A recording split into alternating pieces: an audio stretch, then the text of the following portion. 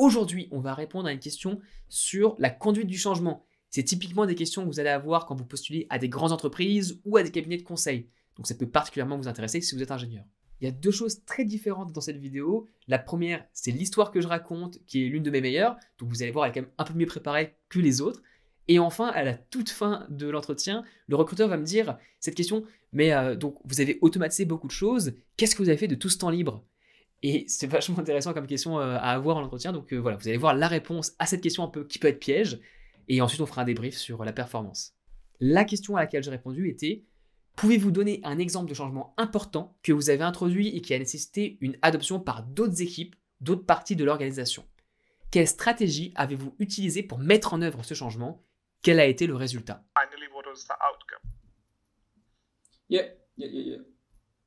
All right.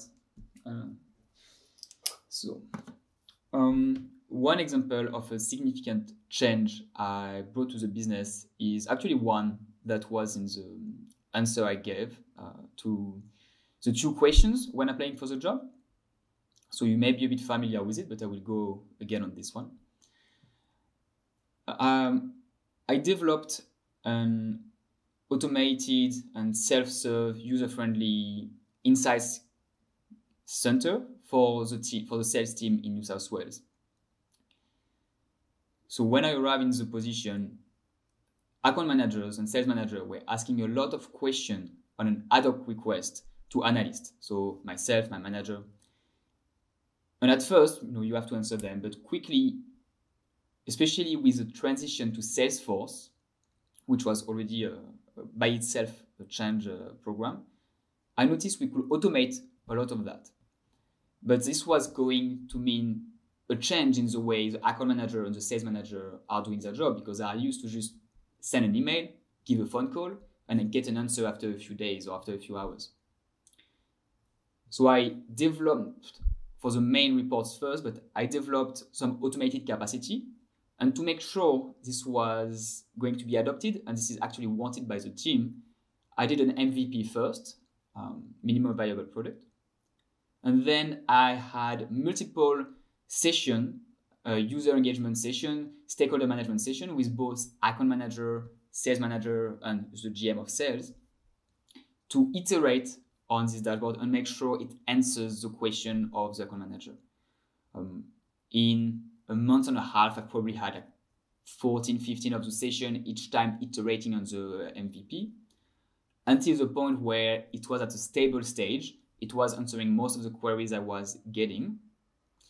And I published it with a communication from the sales manager and the general manager to their team, saying this is a new capability, have a go. And I was ready to answer any question. It was, to be fair, because we had engaged so many of them beforehand, and they saw the capacity of it, the change was very quick and very drastic. The account manager were extremely happy to have this capacity that they never had before, to be able to drill down themselves in some of the data in a very user-friendly way. Let's just say that some salespeople in the concrete world are not the most tech-savvy, so it was very user-friendly.